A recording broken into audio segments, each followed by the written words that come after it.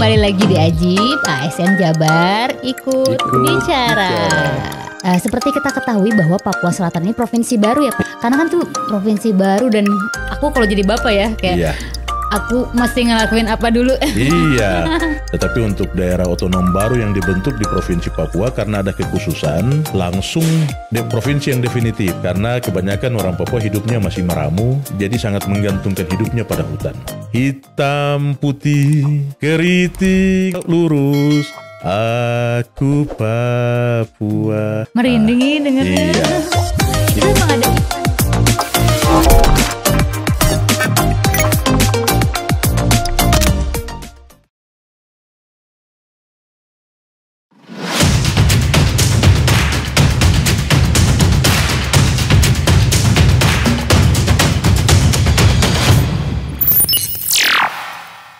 Halo Kang Teteh, kembali lagi di Ajib, ASN Jabar ikut bicara. Kang Teteh, hari ini kita kedatangan tamu istimewa dari jauh, Masya Allah. Hari ini ada Kepala BKPSDM ya Pak ya? Iya. Dari Provinsi Papua Selatan, Bapak Dr. Andes Albert Alexander Rapami, MAP. Bapak selamat datang di Bandung, di Jawa Barat. Terima kasih. Ya, hari ini ya Kang Teteh, Bapak habis menandatangani MOU ya Pak ya? Iya. Antara Provinsi Jawa Barat dengan Papua Selatan. Provinsi Papua Selatan. Wow, gimana nih Pak? Ini katanya tadi kita ngobrol dikit-dikit nih ya Kang Teteh, kalau Bapak Albert ini memang seperti kita ketahui bahwa Papua Selatan ini provinsi baru ya Pak ya? Iya, provinsi baru. Oke, 2022 langsung dipegang BKPSDM-nya sama Bapak Albert. Ya. Pak, sebelum ngobrol lebih jauh, perkenalkan diri dulu dong Pak. Misalnya Bapak dulu lulusan apa, boleh? Iya. Silakan Pak. Terima kasih Akang Teteh. Assalamualaikum warahmatullahi wabarakatuh. Salam sejahtera untuk kita sekalian. Puji Tuhan, hari ini saya Albert Alexander Rapami, Kepala Badan Kepegawaian dan Pengembangan Sumber Daya Manusia, mengantar tim beberapa teman kami dari kantor untuk datang belajar di Jabar. Wih. Ya, Oke. saya sendiri lahir dan besar di Papua, pendidikan SD sampai SMA di Papua, kemudian dulu sempat kuliah di Jawa Barat juga, di Jatinangor sejak tahun 91 sampai dengan 94. Jadi angkatan awal di STPDN Jatinangor pada saat itu, sekarang disebut Wih, angkatan pendahulu. Angkatan ketiga pada saat itu. Wah, keren sekali. Ya, sapa saya untuk teman-teman Pujangga di Jawa Barat ya, Kang Budi, Kang Asep, dan yang lain-lain yang ada di sini. Kemudian saya lanjutkan pendidikan di Institut Ilmu Pemerintahan tahun 97 sampai 99, kemudian kembali mengabdi di Merauke. Kemudian sebagaimana tadi disampaikan, selama penugasan kami di Merauke, kemudian dengan adanya provinsi baru, Provinsi Papua Selatan dibentuk di tahun 2022 dengan Undang-Undang Nomor 14 tahun 2022, di mana dibentuk daerah otonom baru Provinsi Papua Selatan. Ya, sejak awal berdirinya, kalau kita menggunakan Undang-Undang 23 tahun 2014, harus ada daerah persiapan. Tetapi untuk daerah otonom baru yang dibentuk di Provinsi Papua karena ada kekhususan, langsung menjadi provinsi yang definitif. Sehingga aparaturnya, perangkatnya harus siap. Bulan Desember tahun 2022 ditandatangani SOTK. Kemudianlah mulai pengisian jabatan, baik jabatan pimpinan tinggi, administrator, dan pengawas. Pada saat itu masih dalam bentuk pelaksana tugas. Kemudian pegawai-pegawai yang ada dalam provinsi baru tersebut berasal dari 4 kabupaten. Juga dari 4 kabupaten yang menjadi cakupan wilayah, kemudian dari provinsi induk, dan juga dari kementerian lembaga yang ada di pusat. Pada saat awalnya, memang kami menempatkan saja dulu. Yang penting mengisi pos sesuai dengan kepangkatan, sesuai dengan pendidikannya, tanpa melihat kompetensi. Karena memenuhi SOTK tadi ya? Iya, untuk memenuhi SOTK, kami tempatkan saja dulu. Betul. Pada tahun pertama. Di tahun kedua, kami juga banyak komunikasi dengan beberapa lembaga, salah satunya dengan Komisi ASN. Komisi ASN melaksanakan sosialisasi tentang penerapan merit system. Laksanakan sosialisasi untuk 4 kabupaten sekaligus dengan kami di provinsi. Kemudian pada saat cerita-cerita dengan Komisi ASN, kami ini langsung menempatkan tanpa melihat kompetensi. Kami perlu mengetahui kompetensi dari masing-masing pegawai. Karena kami tidak mempunyai data tentang itu.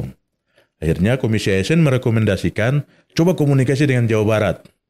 Menurut Komisi ASN, Jawa Barat salah satu provinsi di Indonesia yang sudah sangat baik menerapkan sistem merit dalam manajemen ASN. Wih, keprok lah tuh Kang Tete. Tepuk tangan ke Jawa Barat ya. Atas dasar itulah kami coba bangun komunikasi dengan Pemprov Jawa Barat, khususnya dengan Badan Kepegawaian. Saya mengutus Kepala Bidang, Pak Sekretaris untuk datang berdiskusi dengan Pak Kepala BKD dan teman-teman di Kepegawaian apa yang bisa kami lakukan kerjasama. Badan Kepegawaian Jawa Barat bisa membantu kami khususnya dalam pengembangan sistem merit dan manajemen ASN di Provinsi Papua Selatan. Itu latar belakangnya, Pak. Wow, Iya. Kebayang sih Pak, karena kan tuh provinsi baru dan aku kalau jadi bapak ya kayak aku mesti ngelakuin apa dulu. Iya, jadi provinsi baru, tapi kami seperti bayi yang baru lahir, tapi dituntut harus berlari. Betul. Itu gimana caranya Pak? Ya, sehingga dengan kami mengandalkan jumlah personil yang ada. Betul. Tetapi kami belum melihat kompetensinya. Berapa orang Pak pegawainya? Pegawainya pada tahap awal 734. Tetapi pada beberapa cerita komposisi pegawai pada bulan Juli terakhir, Juli 2024, ada 1.163 pegawai. Iya. Kalau perubahan itu berarti ada rekrutmen baru atau sebenarnya mutasi yang dari pegawainya berasal dari mutasi dari 4 kabupaten yang menjadi cakupan wilayah, dari pemerintah Provinsi Papua, dari kementerian lembaga juga ada, dan ada juga yang permintaan sendiri. Permintaan sendiri. Kemudian untuk tahun ini kita juga mendapat alokasi dari pemerintah pusat, alokasi 1.000 PNS, 1.000 calon pegawai negeri sipil yang akan direkrutmen melalui seleksi CPNS. Yang 2024 ini Pak? Yang 2024. Oh, banyak banget ya alhamdulillah nanti. Mungkin karena provinsi baru, makanya dialokasikan. Betul, karena nggak kebayang Pak, berarti ada berapa perangkat daerah dan biro? Kami ada 21 organisasi perangkat daerah, 22 termasuk Setda. Betul. Termasuk di dalamnya 6 biro. Oh, ada 6 biro. Banyak untuk sedikit pegawai itu. Iya. Dan itu harus melayani berapa penduduk juga banyak. Iya. Pak, ya? Di wilayah Provinsi Papua Selatan ada 4 kabupaten. Ya kurang lebih hampir 1 juta jumlah penduduknya. Wow, hebat sekali. Ya, tapi wilayahnya sangat luas, Bu. Wilayahnya kurang lebih 119.000 kilometer persegi. Sudah dideskripsikan Pak, Abi belum pernah ke Papua Selatan. Jadi itu Papua pantai, Selatan Pak. Papua Selatan salah satu provinsi yang dibentuk dari Provinsi Papua. Wilayahnya itu di wilayah selatan tanah Papua. Kalau kita lihat Pulau Papua yang seperti burung beradanya paling bawah di kaki.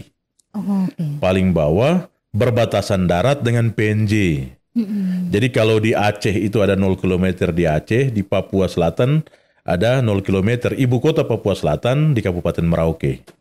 Jadi kalau kita waktu kecil dulu tahunnya nyanyi ya. Dari Sabang sampai Merauke. Jadi kalau sudah injak di Aceh, belum pernah ke Merauke, di Papua Selatan belum lengkap lah sebagai orang Indonesia.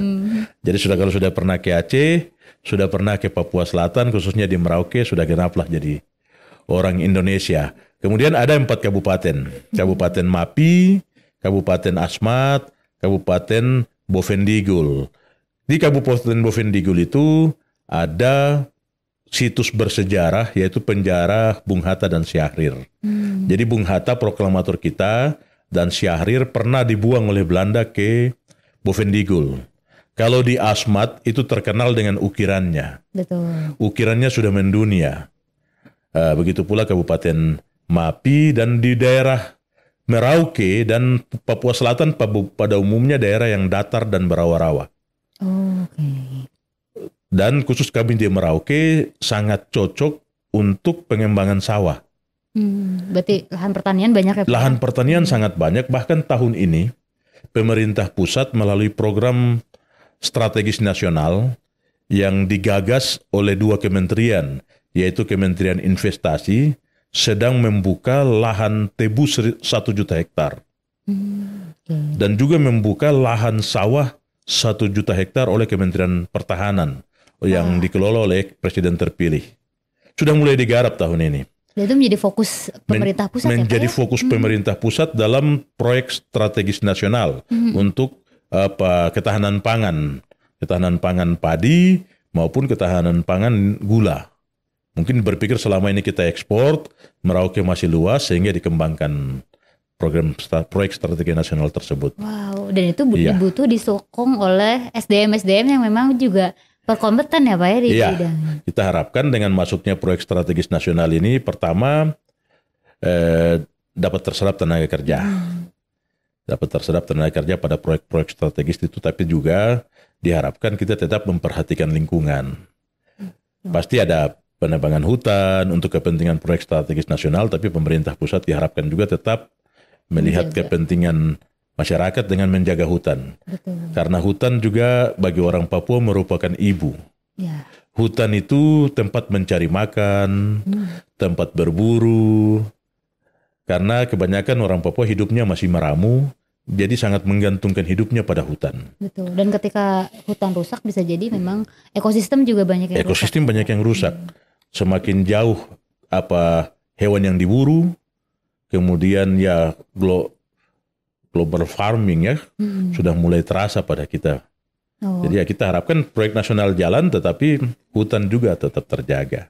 Wow, PR ya Pak. Iya. Alhamdulillah. Tapi ya istilahnya karena bayi juga nggak diabur gitu ya Pak susunannya, tapi tetap diperhatikan oleh pemerintah pusat. Iya. Terus Pak cerita dong Pak sedikit. Nah kalau misalnya MOU ini emang mau diapain sih Papua Selatan ini oleh Jawa Barat?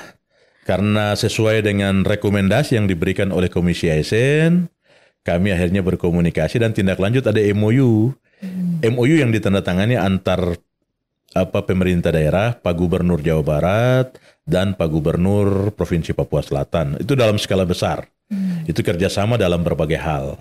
Salah satunya yang kami lakukan saat ini yaitu menandatangani perjanjian kerjasama di bidang kepegawaian untuk pengembangan manajemen talenta dan sistem aplikasi layanan kepegawaian, sekaligus untuk penerapan sistem merit. Jadi kami pada kesempatan setelah penandatanganan MOU ini, kami akan ada bersama-sama dengan teman-teman di Jawa Barat, anak-anak kami kurang lebih 6 orang yang kami titip di sini untuk magang kurang lebih 7-10 hari untuk tukar ya semacam studi komparasi lah. Ya, betul. Mereka bisa mendapatkan ilmu dari teman-teman di Jawa Barat, khususnya pegawai BKD, bagaimana pengembangan sistem merit selama ini. Ya kami titip mereka kurang lebih 7-10 hari, kalau ada salah-salah sedikit ditegur, tapi fokus mereka datang untuk belajar. Betul. Karena gak cukup kalau misalnya istilahnya bimbingan lewat online. Online gitu, ya, berapa waktu ini memang kami lewat online, tapi kami merasa kalau melakukan mungkin lebih bekerja dan melakukan lebih banyak diingat karena mereka melakukan sendiri, sehingga kami minta mereka saat ini belajar apa yang sudah dilakukan Jawa Barat dan apa yang bisa kita lakukan di Provinsi Papua Selatan. Yang dikirim ini talenta-talenta muda Pak? Talenta-talenta muda yang di bawah 30 tahun semua, dipimpin oleh 2 orang Kasubdit pejabat pengawas, dan yang lainnya staf, 4 orang staf. Kita harapkan dengan talenta-talenta muda, mereka punya pemikiran yang masih fresh, bisa membantu kami untuk membuat hal yang khusus di Papua Selatan. Tetap kita melihat apa yang sudah dilakukan oleh Provinsi Jawa Barat, tetapi kita sesuaikan dengan kebutuhan kita di Provinsi Papua Selatan. Kami juga akan lanjut, setelah magang ini, kami juga akan lanjut dengan uji kompetensi. Oh, next step-nya itu ya? Iya, uji kompetensi bagi 107 pejabat administrator atau pejabat eselon 3 dan bagi kurang lebih 240-an pejabat pengawas lewat online secara virtual nanti. Dalam PKS juga kami mintakan itu. Selanjutnya berarti mereka tuh dinilai untuk mengetahui kompetensi aja atau akan melakukan rotasi dan lain-lain, Pak? Rotasi dan mutasi itu kewenangan pimpinan. Tetapi kami dari BKD, kami menyajikan data. Oh betul. Kami ingin melihat kompetensi setiap pegawai yang ada di Papua Selatan itu sampai pada kapasitas mana. Betul. Pada saat dibutuhkan untuk rotasi, data ini kami akan memberikan kepada pimpinan. Kedepannya data itu juga bisa jadi bahan untuk pengembangan kompetensi selanjutnya gitu. Pengembangan kompetensi, diklat, pengembangan karirnya, yang mana yang masih kurang. Kita bisa nutupi dengan diklat, baik diklat fungsional maupun diklat manajerial atau diklat struktural. Waduh, seru banget, luar biasa. Ini founding father dari SDM di Papua Selatan. Wah, berarti setelah itu memang tindak lanjut, artinya terus bertahap ya Pak ya? Iya. Tadi mungkin yang magang nanti balik lagi dulu, sharing dulu ya Pak? Iya. Oh, ini dari magang ini dari berbagai perangkat daerah atau dari mana aja Pak? Magang khusus dari BKPSDM. Oh, semuanya. Jadi, ya? Iya, seluruhnya pegawai BKPSDM.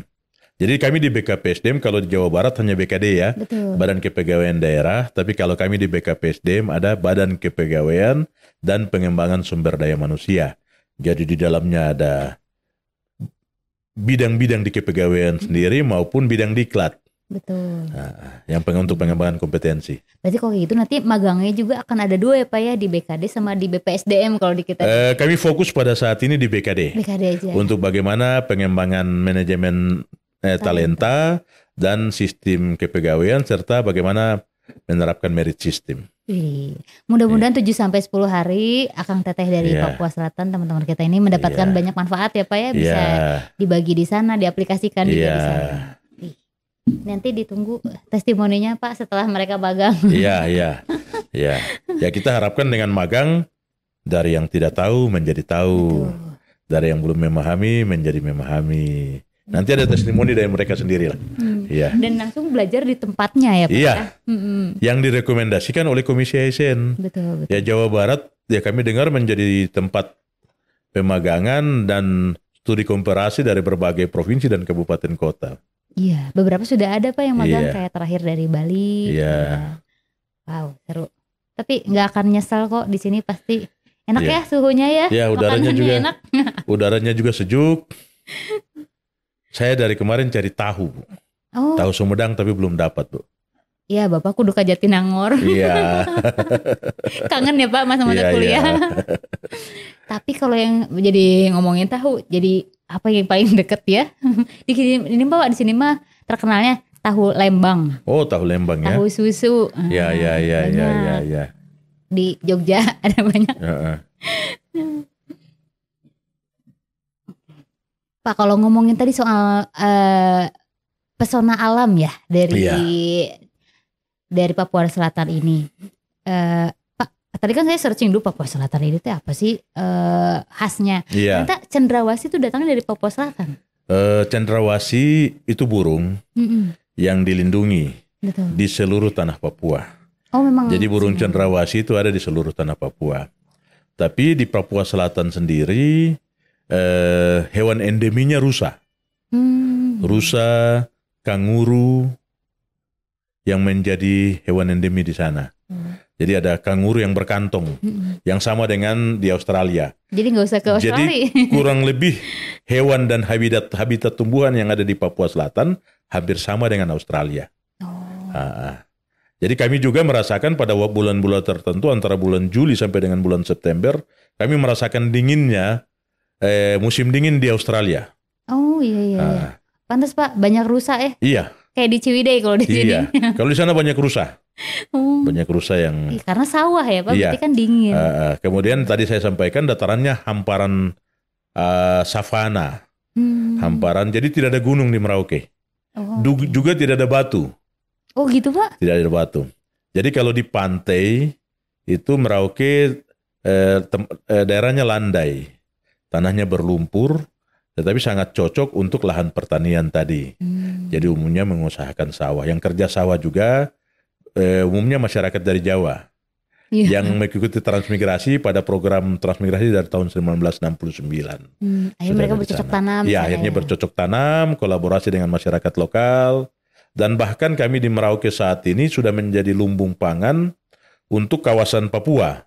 Okay. Dan pada kesempatan yang tadi saya sampaikan, tahun ini sudah akan dibuka sebagai lumbung pangan nasional. Karena mungkin pemerintah pusat melihat potensi dari Provinsi Papua Selatan, khususnya Kabupaten Merauke dalam pengembangan pertanian, khususnya sawah dan perkebunan, khususnya tebu. Itu memang komoditas utamanya tebu, Pak? Iya, komoditas utama selama ini sebenarnya ada juga kelapa-kelapa sawit yang sudah dibuka oleh perusahaan. Iya. Wih, seru. Kalau ini Pak, ngomongin makanan khasnya, apa tuh? Ya, kalau makanan khas masyarakat Papua pada umumnya, ya sagu dan umbi-umbian. Tapi ya saat ini setelah adanya transmigrasi semuanya makannya nasi, Bu. Oke, betul-betul. Semuanya makanannya. Tapi ya masyarakat di kampung-kampung makan sagu dan umbi-umbian masih tetap menjadi makanan utama dari masyarakat. Wah, kalau kita mau ke Papua Selatan, Pak, oleh-olehnya apa tuh khasnya? Ya, kalau Papua Selatan, oleh-olehnya itu dendeng rusa. Oh, rusa malah. Jadi rusa, di daging rusa dikeringkan, kemudian dikemas, kemudian dijual sebagai oleh-oleh. Rasanya kayak dendeng sapi manis ya, gitu, kayak Pak? Dendeng sapi. Ada kemasan yang manis, ada kemasan yang asin. Wah. Kemudian juga souvenirnya berupa dompet kulit buaya, kemudian ikat pinggang kulit buaya, tas kulit buaya, karena banyak pengusaha-pengusaha, banyak UMKM yang membuat kerajinan dari kulit buaya. Betul, karena tadi Bapak jelasin juga rawa ya Pak, jadi mungkin ada banyak buaya. Banyak buaya. Tapi buaya di air, bukan buaya di darat. Bukan buaya darat. Buaya putih Pai Sucen. Nah, seru banget Pak Papua Selatan. Terus apalagi Pak yang mau dibagi soal Papua Selatan? Kalau kami di Papua Selatan ke Jakarta jauh sekali. Kalau dari Merauke saat ini kami ada menggunakan 2 pesawat, 2 maskapai, yaitu dari Garuda maupun dengan Lion. Ya, dari Jayapura kita harus dari Merauke kita transit di Jayapura 1 jam. 1 jam kita dari Jayapura kalau langsung 5 jam ke Jakarta. Kalau Lion harus ke Makassar 3 jam, kemudian dari Makassar ke Jakarta 2 jam. Jadi memang cukup jauh dan melelahkan. Betul. Tetapi yang pasti kami di Merauke adalah beranda terdepan Indonesia.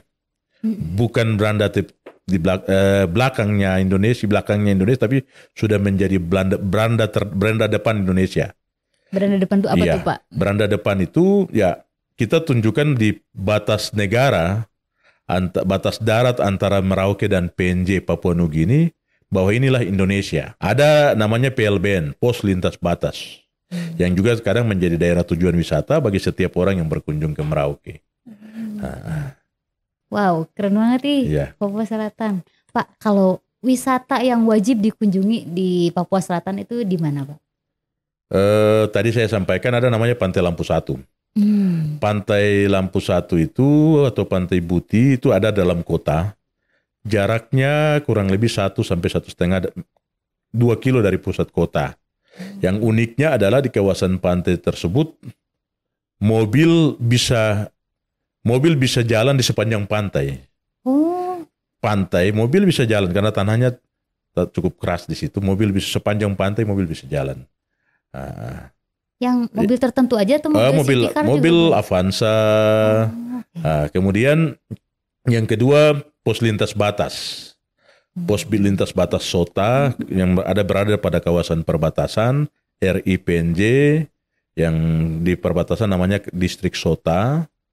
Kemudian yang berikut wisata alam dari Merauke, persawahan, kemudian adventure, orang-orang yang jiwa suka petualang, bisa dengan sarana kendaraan trail, bisa keliling spot-spot tertentu di hutan. Kemudian tempat pancing. Pancing apa Pak? Ya, mancing ikan nila, kemudian ikan baramundi, ada beberapa spot yang sangat menantang bagi para pemancing. Mancing laut atau mancing kolam gitu Pak? Sungai Bu. Sungai. Jadi sungai yang terbuka di alam, yang menggunakan kendaraan air, speedboat atau longboat, masuk karena daerahnya daerah sungai-sungai juga Bu. Wow, seru banget itu, Iya. apalagi kalau langsung dimasak ya Pak, seger banget Iya, pasti. langsung dibakar di tempat kalau dapat Iya, itu ya. iya seru banget. Akang Teteh jadi pengen ke Papua Selatan gak sih? Iya. Saya dengar ceritanya jadi aku teh di rumah wae. Ternyata begitu luas Iya. Indonesia. Indonesia begitu luas. Betul Pak. Berarti sebenarnya potensi yang masih akan dikembangkan itu tadi ya Pak, tadi persawahan. Iya, potensi pertanian di Merauke pada umumnya potensi pertanian. Begitu pula di Bovendigul ada potensi perkebunan. Kemudian di Mapi potensinya pengembangan sagu. Berarti pegawai dinas pertanian, dinas peternakannya itu banyak Pak? Iya, di kolaborasi antara pemerintah provinsi dan kabupaten kota. Ada penyuluh-penyuluhnya yang untuk membantu petani. Iya. Terus kalau masalah sosial di sana Pak, kira-kira banyak nggak sih Pak? Kan kita tadi udah ngomongin soal misalnya kebayang dinas pangan gitu. Iya. Kalau dari dinas sosial gitu-gitu. Iya, ya dinas sosial, masalah sosial saya pikir hampir di semua daerah sama. Khusus kami di sana memang ada pertama ya masalah mungkin orang cacat. Kemudian yang berikut ada anak-anak juga yang mungkin selama ini dari kalangan keluarga tidak ada yang diawasi, semua kadang terpengaruh dengan aibon atau zat-zat yang lainnya, tetapi pemerintah pusat, pemerintah provinsi dan pemerintah kabupaten berkolaborasi untuk bagaimana menangani masalah-masalah sosial yang ada di masyarakat. Wow. Iya benar. Nah, namanya juga mengurus 1 juta warga ya Pak. Iya. Selalu ada seru-seru. Ini ada titipan pertanyaan Pak. Monumen kapsul, apal nggak Pak? Oh iya, di Merauke itu ada, saya lupa, ada satu monumen, namanya Monumen Kapsul Waktu. Kapsul Waktu itu dulu dicanangkan oleh Pak Presiden Jokowi pada kepemimpinan yang pertama. Yang pertama atau yang kedua. Yang pastinya Pak Presiden mencanangkan Monumen Kapsul Waktu yang dibuat kayak Avenger kalau nggak salah. Bentuk Monumen Kapsul Waktu itu kayak Avenger, markas Avenger. Seru, berarti kayak gede banget gitu. Iya, sangat besar di lahan yang cukup luas juga. Kemudian dalam Monumen Kapsul Waktu itu ditanam dalam bentuk kapsul keinginan dari seluruh pemuda Indonesia. Seluruh pemuda Indonesia yang menulis hasratnya, keinginannya untuk Indonesia di tahun 2045 itu akan jadi apa? Pada 100 tahun nanti. Jadi seluruh keinginan masyarakat Indonesia, khususnya pemuda Indonesia, mulai diambil keinginannya yang ditulis, itu mulai dari Aceh. Dari Aceh sampai Papua dikumpulkan dan dimasukkan dalam satu kapsul. Yang dibuat dalam monumen, dan kapsulnya itu kapsul yang berisikan keinginan-keinginan pemuda Papua dimasukkan, disimpan di dalam kapsul tersebut, kemudian akan dibuka menurut pemrakarsanya, akan dibuka di tahun 2045. Pada saat 100 tahun Indonesia merdeka, akan kita lihat apakah impian-impian pemuda Indonesia yang ditulis dan disimpan dalam kapsul itu sudah tercapai atau belum. Wah, merindingi dengarnya. Iya. Itu emang ada event Pak, sengaja dibikin, diundang para pemuda. Event itu memang secara nasional dibuat, yang diundang pemuda dari seluruh Indonesia, yang menulis keinginannya, impiannya dari Aceh sampai ke Papua. Mereka tulis dan masukkan dalam kapsul tersebut. Dan itu menjadi salah satu tempat wisata juga. Tempat wisata, tempat olahraga sore, kayak di alun-alun sinilah.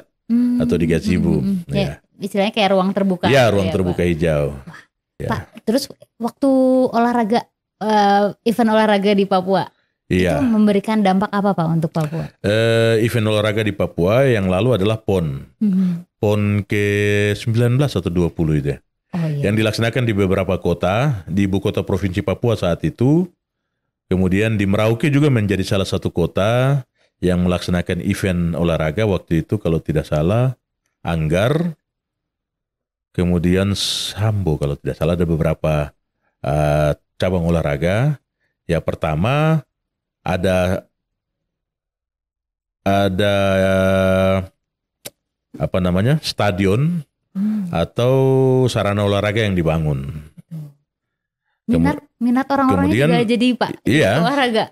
Minat olahraga dari masyarakatnya cukup tinggi. Tapi kami di Merauke khususnya, di Papua Selatan khususnya di Merauke, dulu gudang atlet, Pak. Iya teh, gudang atlet itu banyak pelempar lembing atau tolak peluru, itu juara nasional dari Merauke. Iya. Bahkan pemegang rekor nasional maupun pemegang rekor SEA Games dari orang-orang Merauke. Karena memang alam kuat menjadikan mereka untuk kuat melempar. Iya. Pada saat mengejar binatang atau hewan rusa, kan tidak ada pakai senapan. Kejarnya pakai tombak. Pakai tombak, sehingga pada saat melempar lembing itu lemparannya pasti jauh. Tolak peluru pasti jauh. Iya. Dari segi fisiknya juga. Dari segi fisiknya sangat mendukung orang-orang Merauke. Wow, seru-seru Pak. Iya. Ada lagi Pak yang mau dibagi? Misalnya ada kebiasaan orang sana yang seru-seru. Saya pikir banyak hal. Artinya kita di Jawa Barat, di Indonesia lainnya, dan di Merauke pasti ada kekasan-kekasan. Kekasan yang memang keunggulan-keunggulan komparatif dari masing-masing daerah, dan itulah Indonesia. Betul. Berbeda-beda, tetapi tetap satu. Berbeda suku bangsa, tetap satu Indonesia. Berbahasa, berbagai suku bangsa, tetapi berbahasa satu, bahasa Indonesia. Bahasa Indonesia yang merupakan bahasa pemersatu bagi kita di seluruh Indonesia. Jadi kita bangga sebagai orang Indonesia, sekalipun kami ada lagunya, hitam kulit keriting rambut aku Papua. Kalau diistilahkan lagi, hitam putih keriting laut lurus aku Papua. Artinya lagu itu melambangkan kolaborasi. Bahwa di Papua khususnya Merauke ada Indonesia mini di sana. Ada orang Papua sendiri, ada orang Papua Merauke, ada orang Papua di Papua Selatan, ada dari Jawa Barat, ada dari Sumatera. Biasa terlihat kalau perayaan 17 Agustus atau hari ulang tahun Merauke pada saat itu. Di situ ada karnaval yang menampilkan etnis-etnis dari berbagai daerah. Dan Merauke selama ini dikenal sebagai Indonesia mini karena semua orang ada di sana. Dan kehidupan toleransinya sangat tinggi di sana. Betul. Karena dari segi agama juga rata ya Pak kayaknya. Semua, iya. Wah, seru banget Pak. Sebagai closing nih, aku simpulin dulu ya Pak ya. Iya. Nah, sebenarnya Papua Selatan ini akan teteh provinsi yang baru. Alhamdulillah diamanahi ini Bapak Albert untuk melakukan pembenahan dari segi SDM. Pasti tidak mudah, tadi Bapak udah cerita banyak hal. Dan kedepannya harapannya dari MOU yang sudah ditandatangani ya Pak ya. Mudah-mudahan memberikan dampak yang positif bagi pengembangan SDM aparatur di Papua Selatan. Wow, seru banget. Tadi juga kita udah ngomongin tentang kebiasaan mereka, terus makanan, objek wisata, seru banget. Wah, Pak, sebagai pertanyaan terakhir nih, ada nggak saran atau misalnya pesan-pesan buat Akang Teteh yang nonton Ajib kali ini? Iya, Akang Teteh yang lagi dengar podcast ini atau lagi nonton, salam dari kami di Papua Selatan. Hari ini kami datang belajar di Jawa Barat, khususnya di Badan Kepegawaian, bagaimana pengembangan manajemen talenta dan penerapan sistem merit. Kami harapkan ini adalah jalin komunikasi antar pemerintah, tetapi kami juga siap menerima Akang Teteh yang juga mau berkunjung atau melihat Indonesia dari sudut yang lain di wilayah Merauke. Silahkan datang. Merauke aman, Merauke bagian dari Republik Indonesia, dan akan menerima Akang Teteh dengan senang hati.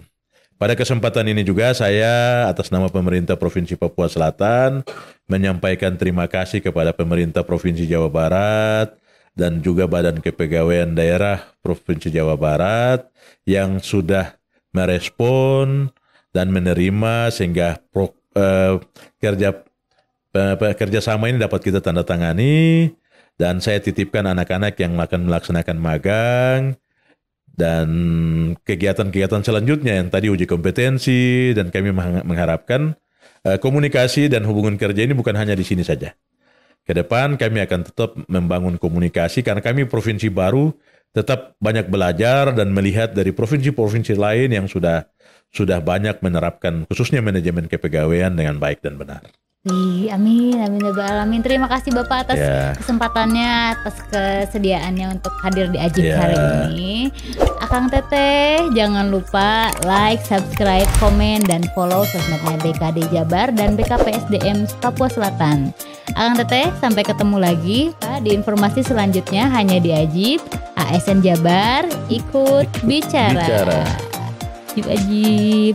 Wassalamualaikum warahmatullahi wabarakatuh.